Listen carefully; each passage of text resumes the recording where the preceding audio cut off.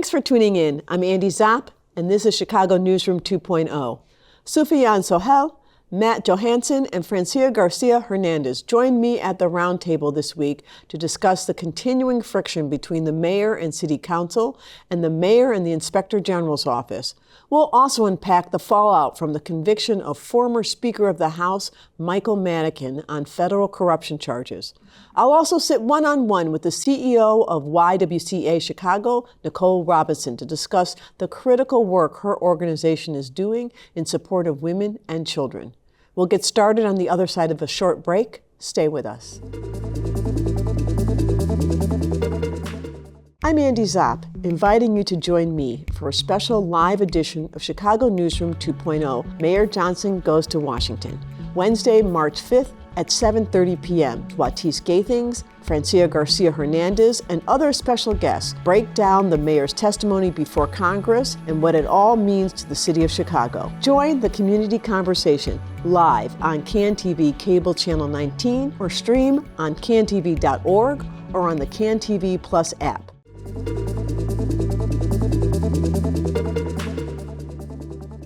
For over a century, YWCA Metropolitan Chicago has been at the forefront of advancing equity, empowering women, and strengthening communities.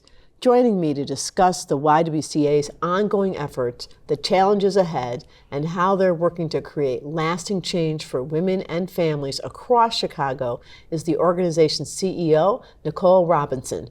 Welcome to the newsroom, Nicole. Thank you, Andy. Always good to see you. Likewise. Thanks so much for having me. So I think, people are like at a high level. They hear YWCA, they're like, well, first of all, after they start dancing, how many times does that happen to you?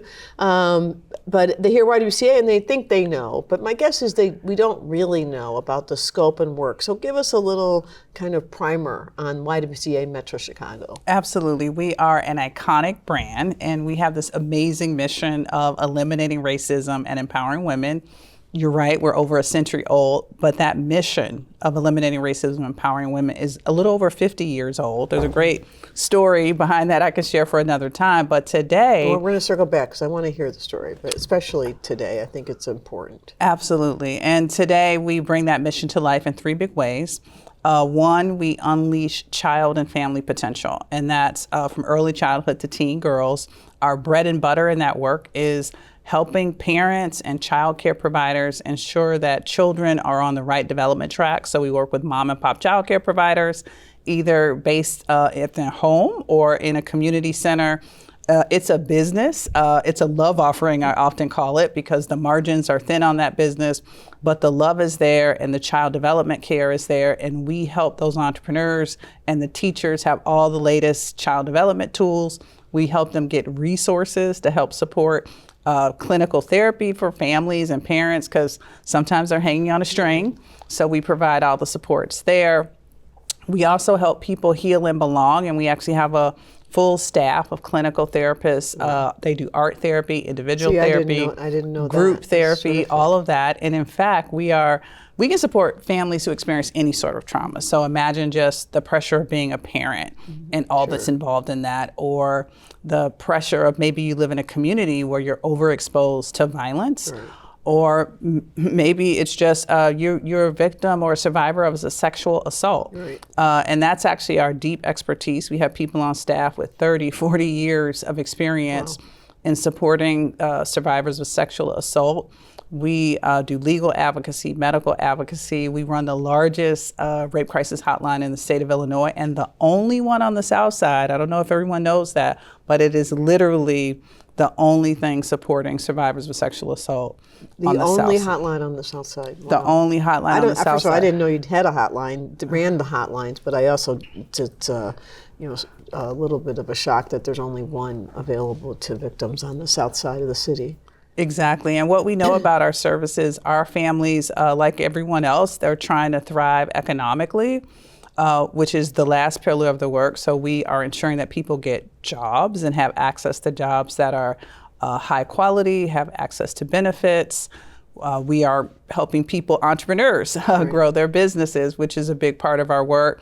And then when people dream about home ownership, we're helping them do that. We actually got 40 people in homes last year, 10 of which were former public housing residents. So it's kind of a beautiful thing. To me, the best evidence of a lot of our programs is when, Miss Jackson shows me her new home and how she's going to decorate it and how she's going to host Thanksgiving dinner.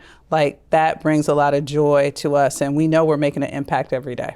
Wow, that's a lot. And are you, where you offer, do you have sites across the city or primarily south and west sides? Where are you located? We are in parts of Cook County, so most of southern Cook County, the city proper, as well as South Cook County, parts of Lake County, and parts of DuPage County. We probably have about 10 locations where parents and families come to us to get support. We also come to them.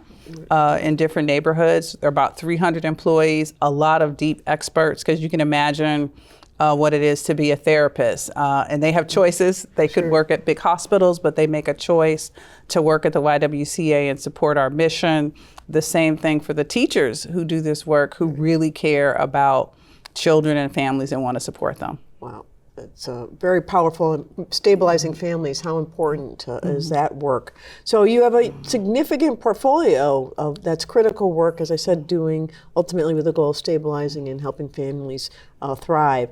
What are you? Well, first let's step back to two things. First of all, how long have you been in the role? I've been in the role 3 years now. It's pretty amazing. I feel like I stand on the shoulders of pretty iconic women before me. I'm probably the fourth Black woman to lead the YWCA in some capacity. There's been great work for, like I said, over 50 years. So I feel a deep responsibility to carry on the mission in some way. I love meeting our donors and supporters because they often tell me about their experiences with the Y, how either they attended a YWCA as a kid or as an adult, and how transformative it's been. Right. And so in that time, it's only a relatively short time, what do you, of that portfolio, is there some programs that you're particularly proud of that have taken off under your leadership? Yeah, I'm really proud of the economic empowerment work. I'm a product of what I call the 4 Ps. I went to public schools in Chicago. Public parks were my summer program, public libraries were my after-school program, and we receive public benefits. So I feel really lucky to be a product of this city, to be a product of investments in families. And I feel like I get to invest in families every day. And what I know, because growing up, we were on a fixed income, and how changing your economic trajectory can really transform a family and give people more opportunities. So I really love, we have a new welding program with Union Pacific, because we focus a lot of our workforce programs on getting individuals in careers that's actually going to change their income generation, right? They're going to get great benefits. There might be retirement savings and pension benefits. And welding is a career that sometimes women don't necessarily think about that career, but there's actually, at a place like Union Pacific, pay equity is 98%. Right. So we often talk about pay gaps. We know that that's the same if you think about engineering or science or transportation, distribution, and logistics. So I get really excited about those types of programs that we were able to roll out under my tenure. Incredibly powerful. And I just want to say, welding also, besides being a strong career, it's also, I mean, let's face it, it's a power tool with fire. So it's got to be fun. Exactly. I wanted to get back to the eliminating racism part of your mission, but we are out of time. I am so sorry to say. So that, you know what that means? That just means you have to come back. I have to come back. So I have to tell that story. We'll have to have you back. Thank you so much, first of all, for the incredibly important and powerful work that you are doing to support families in Chicago. It really is must be. I know it's a great gift to be able to make such a difference. So thank you. Thank you for being here. I really appreciate it. It's nice to see you. Good to see you too, Andy. Thank you. On the other side of the break, I'll be joined by our roundtable regulars to unpack the Madigan verdict and the current state of affairs between the mayor and the city council. Stay with us. Every community has a story, a pulse, a voice waiting to be heard. At CAN TV, we bring these stories to life, from the heart of Chicago to your living room. Join us in supporting hyper-local television. Your backing helps us cover what matters directly in our communities. unfiltered and upfront. Help tell the important stories of our communities. Become a program underwriter today.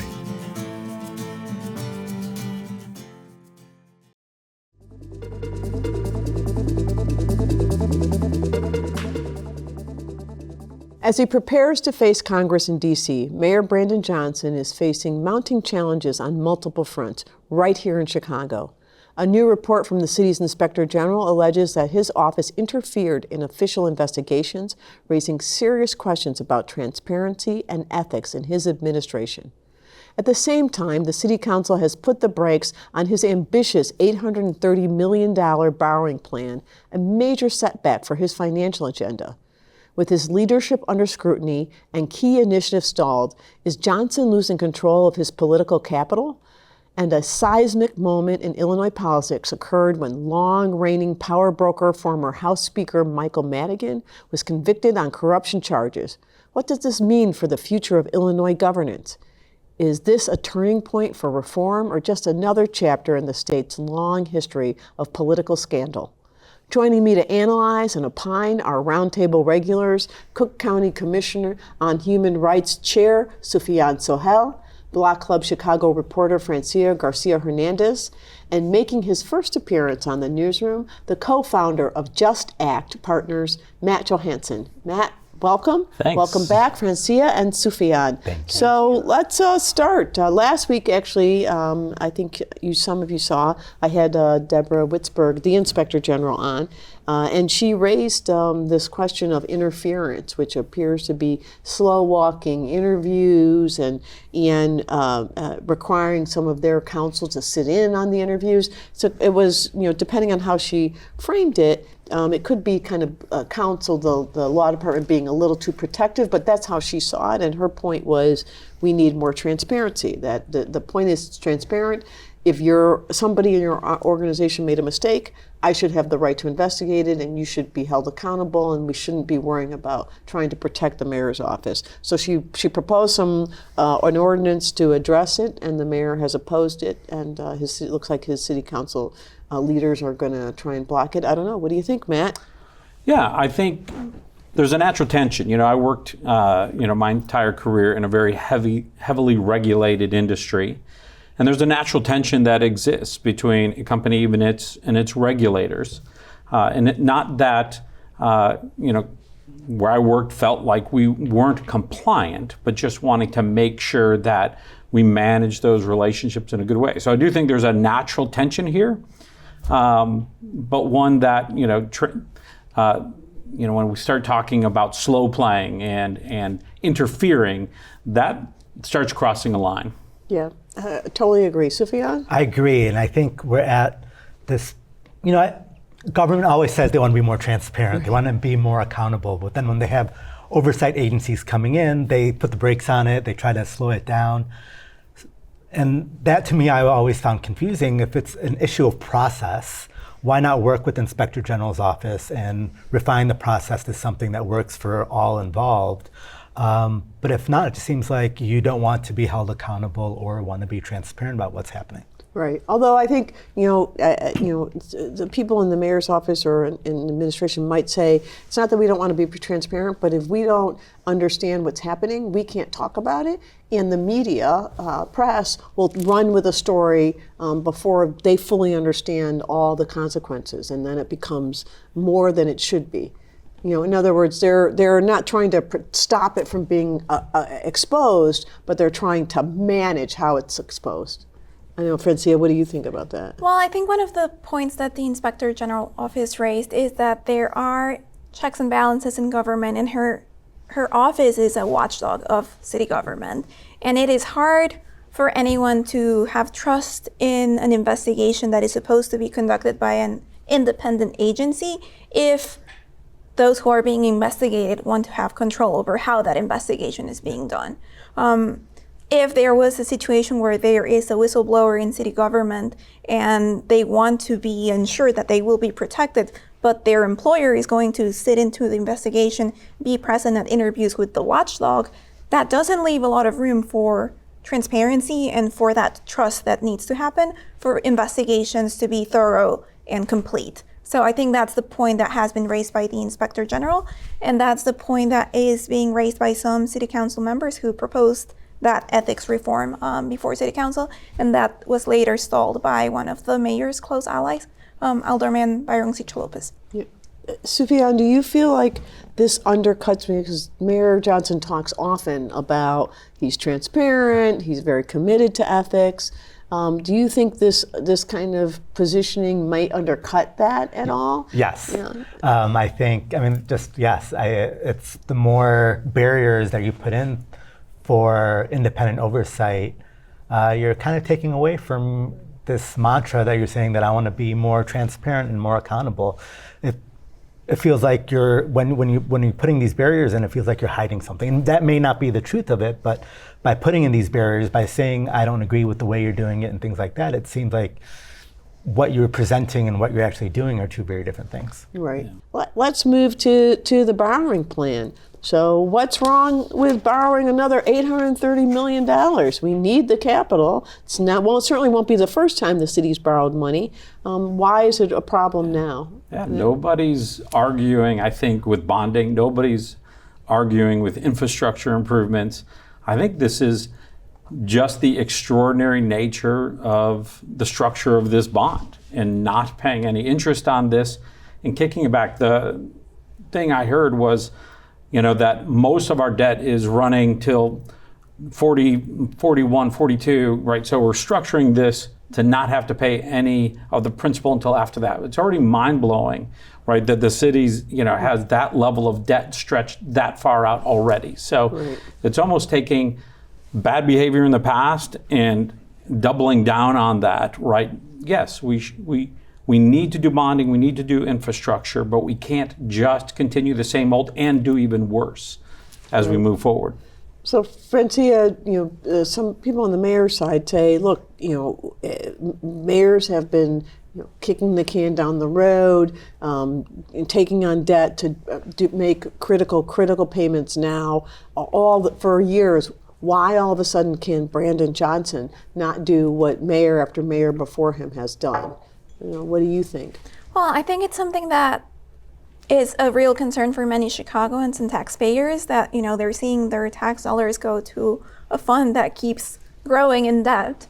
And it's a valid point from many city council leaders who are saying this is not sustainable and this is not a sustainable financial future for the city.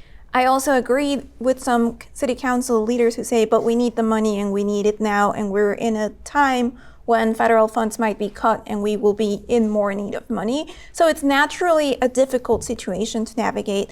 But in light of that perspective and not knowing how financials will be in the next 4 years, it's important for any administration, not just Johnson's, to maybe take a step back and evaluate options and see what's less harmful for the city's future and the future generations of taxpayers who will be paying off this debt 40 years from now. So, no one wants to talk necessarily about cuts in service, but during the budget negotiations for the city, there was a significant group of aldermen who felt that the mayor's team budget hadn't really addressed the expenses. Right, and while a bunch of the significant portion of the city budget is fixed expenses, really tied to pension, you can't do anything about. There is money, there is other options. I don't know, Sufyan, what do you think? Would this be more palatable if people felt like there was a little more expense cutting happening to kind of address some of the city's runaway expenses? I think so, but I think agreeing with Matt, saying that we're just adding more debt down the line. I think this is going to cost $2 billion, more than what is it, like 250% of the cost of the loan. And then, but at the same time, as you were mentioning, there's infrastructure needs that we need to take care of. And the longer we wait for them, they could cost more to do. So we have to be creative in the ways that we're bringing in the money and taking on the debt. And I think in its current form, it doesn't seem like it makes sense. And that's why we're getting a lot of pushback, despite what a lot of predecessors have done before in the past. Right. I think one other issue, I hear this from the developer community, is there's a challenge because we don't have enough other revenue coming into the city, and that the development has slowed so much. I had a friend who recently went to Miami, and they came back and they were like, "There's cranes everywhere," and we don't have them here. Francia, what do you think about? Is there a pathway to think about how do you work with developers and investors to invest in the city? That doesn't solve this infrastructure issue, but it might solve a revenue issue.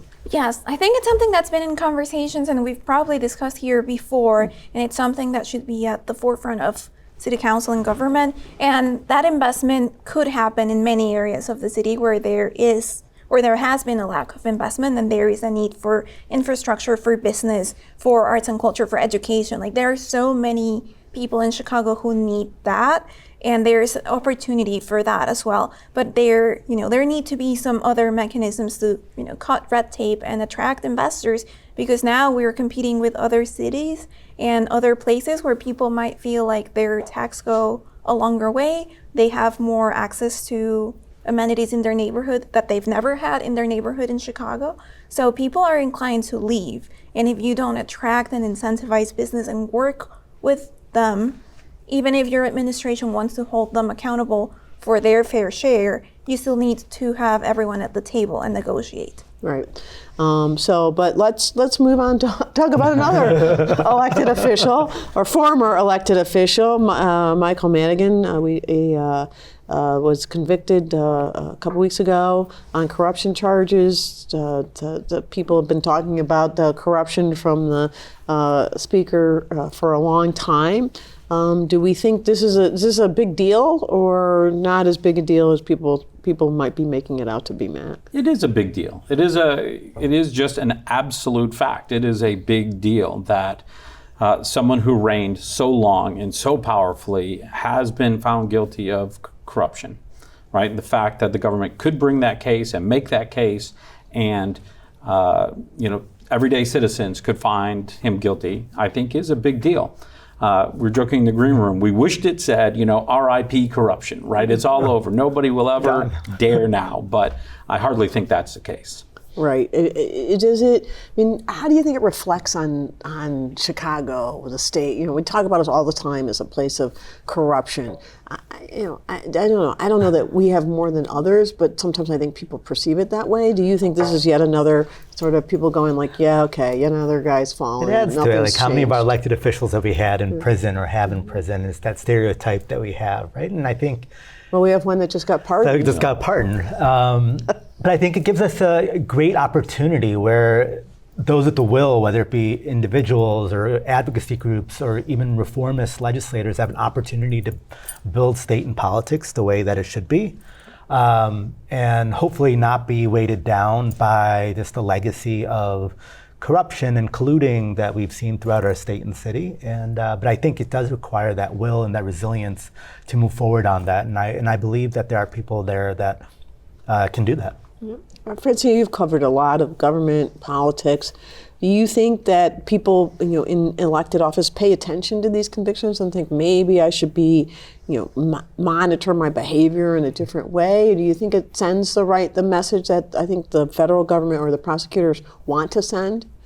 In a way it does. It's something that's definitely at the forefront of conversations between elected officials, and it's something that they pay attention to. And I am sure many of their staff also do, because it impacts how they could conduct business or do their work as public officials. I don't know that that's enough to change behavior if the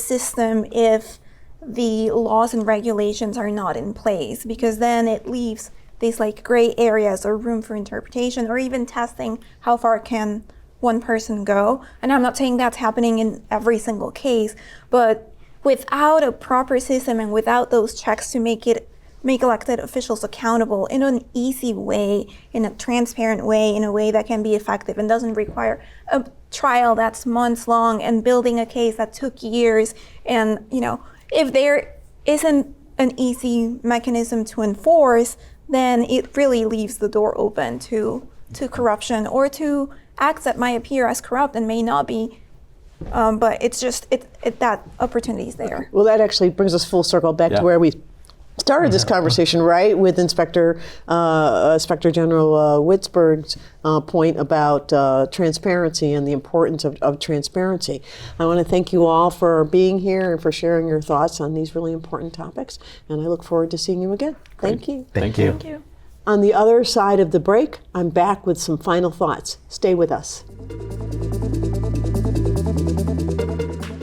CAN TV is the lens through which Chicago's stories are told, harnessing the unifying power of community television. With CAN TV on demand, immerse yourself in the richness of our city through exclusive stories and programs tailored just for you, connecting you to the heartbeats of our streets, the voices of our people, and the spirit that makes Chicago unique. Discover the strength of your community on CAN TV On Demand. Mayor Johnson is set to testify before Congress on March 5th, and the stakes could not be higher. With Chicago's sanctuary policies under national scrutiny, this hearing presents an opportunity, but also a political minefield.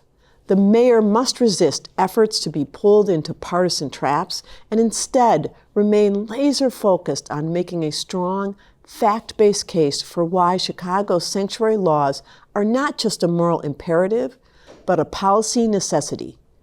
We know how these congressional hearings often go. Opponents of sanctuary policies will use this platform to score political points, attempting to paint Chicago as lawless or in crisis. There will be efforts to bait Mayor Johnson into defensive posturing, sidetrack the conversation with sensationalized narratives, and turn this hearing into a spectacle rather than a substantive discussion. He must not take the bait. Instead, Mayor Johnson should lead with the facts. Chicago's sanctuary policies are about public safety, economic stability, and human dignity. When immigrant communities feel safe to engage with local government, report crimes, and access essential services, the entire city benefits. These policies do not make Chicago less safe. In fact, research has shown that sanctuary cities often experience lower crime rates because they build trust between law enforcement and immigrant communities. Beyond safety, there is an economic case to be made. Immigrants contribute significantly to Chicago's workforce, tax base, and cultural vibrancy. Many industries rely on immigrant labor, and policies that create fear and instability only serve to weaken the local economy. The mayor must use this moment to counter the fear-mongering with real data that shows how welcoming immigrants strengthens, not weakens the city. Chicago's sanctuary policies align with the city's values and long history of being a place of refuge.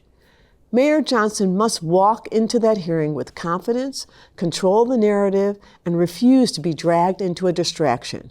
His job is not to entertain partisan attacks. It is to stand firm and make the case for why Chicago's commitment to humanity and stability is a reasonable and responsible policy choice that should be replicated and applauded, not mocked and vilified. That's our time for this week. Be sure to join us on Wednesday, March 5th at 7:30 for a live special edition of Chicago Newsroom 2.0, The Mayor Goes to Washington, directly following an all-new episode of In the Money at 7 p.m. I'll be joined by our roundtable regulars, Watis Gathings, Francia Garcia Hernandez, and other special guests to unpack the mayor's exchange with Congress, as well as calibrate where things stand on the DEI front as more companies pick a side. Don't miss this critical conversation next Wednesday, March 5th, live at 7:30 p.m. Until then, be well and well informed.